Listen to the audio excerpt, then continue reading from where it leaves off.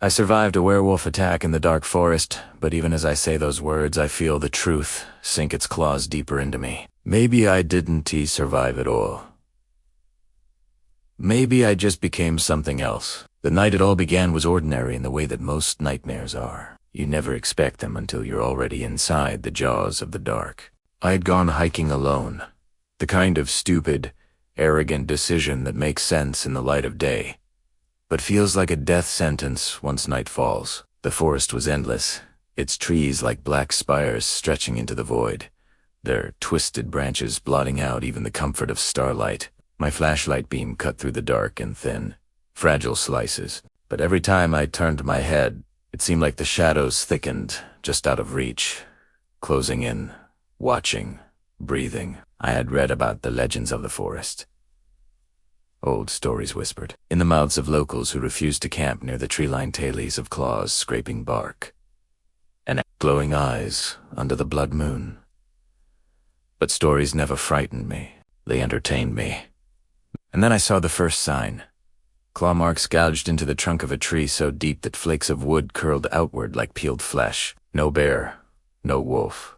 Nothing natural could do that. I told myself it was a prank. Maybe hunters or thrill-seekers carving shapes. But when I pressed my hand to the grooves, I realized they were fresh, sticky with sap, and larger than my entire palm. That's when the forest changed. The silence was no longer empty. It was listening. Something out there was awake with me. As I pushed deeper into the dark forest, the air grew colder, thick like wet cloth, and every step felt like wading into a swamp of silence. The trees began to creak. Not from wind, but from weight, as though something massive was moving above me, shifting from trunk to trunk, tracking me without ever being seen. My flashlight flickered once, twice, then steadied. But in that momentary darkness, I swore I saw movement. A shape hunched and massive between the trees, too tall for a man, too fast for an animal. I tried to laugh, to tell myself it was paranoia, but my breath fogged in the air. Even though it wasn't cold enough for that, and my hands shook harder with every step. Then came the sound.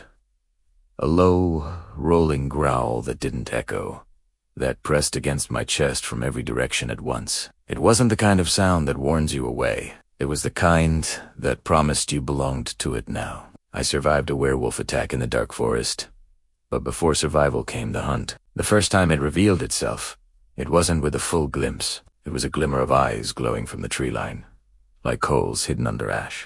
Then came the stench. Wet fur, iron-rich blood, and something rotten. Something old and foul. A scent that made my stomach heave. My brain screamed run, but I knew enough to know that prey runs. So I froze. And in that stillness, I heard it. Claws dragging through soil. A heavy, slow breath. Almost human in rhythm, but too deep. Too guttural. Like a mockery of life itself. I gripped my flashlight as if it were a weapon. My only barrier between life and something unspeakable. The attack came without warning. One moment, the forest was still. The next, chaos. The beast lunged, and my flashlight flew from my hand, spinning in the dirt. Its beam whirled across the clearing, flashing fragments of horror like a strobe. Fur matted with blood, jaws snapping shut inches from my face, fangs glistening like wet ivory, claws that moved faster than thought. I felt a white-hot slash across my arm, the kind of pain that erases everything else. I hit the ground hard. The air knocked from my chest, but instinct forced me to roll, barely dodging a swipe that buried claws deep into the earth where my head had been. I survived a werewolf attack in the dark forest not because I was brave, but because the monster chose not to kill me. That was the real terror.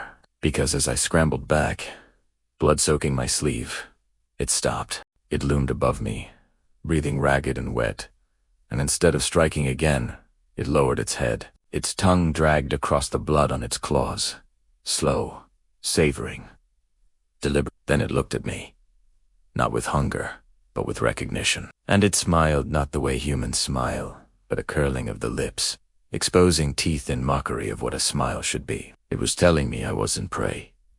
I was something else, something marked. When I woke, dawn had broken. soft and warm in a way that felt cruel, unreal. The wound was still there, a jagged, tearing gash down my arm.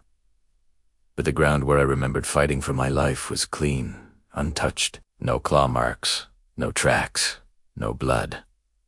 The trees bore no wounds. It was as though the night had folded itself up, hidden its evidence from the waking world. I survived a werewolf attack in the dark forest, but the world refused to believe me. When I staggered back into town, people stared at the wound, but shook their heads at my story. They told me wolves don't smile. They told me shadows don't hunt men. They told me I must have fallen, hallucinated, dreamed it all in a fever. But they couldn't explain the hunger that grew inside me. They couldn't explain the way my senses sharpened, how I could hear conversations across the street, smell the iron tang of blood in a butcher's shop from a block away, or see too clearly in the dark. And when the next full moon rose, I understood. My skin burned as though my veins were fire. My bones shifted, grinding and tearing in ways that made me claw the earth for relief. And when the change was over, I stood not as a man, not as prey, but as the same nightmare that had marked me. I wasn't cursed. I was chosen. So when I say I survived a werewolf attack in the dark forest, know this. Survival doesn't always mean life. Sometimes survival means transformation. A surrender to something older, darker, hungrier than you could ever imagine. Every night, I feel the forest call to me, and every full moon, I answer. My body no longer my own, my mind consumed with the hunt. And the forest remembers me. It remembers the man who walked into its belly with a flashlight and walked out carrying a curse. Sometimes, late at night, I return to the clearing, to the place where I should have died. And sometimes, I swear I see them. Eyes glowing between the trees, watching me, not as prey, but as kin. Maybe that's the worst part of all. Not the attack, not the pain, but the realization that I'm not alone anymore. And neither are you. Because if you've listened this far, if you've felt your pulse quicken, your breath shorten, maybe that means you've already been marked too. Maybe the dark forest is waiting for you now. And when the moon rises again, you'll understand what it means to survive a werewolf attack, and why it is so much worse than dying. If you dare, click here for the next nightmare. A story even darker than this one, where survival is only the beginning, and the horror never ends.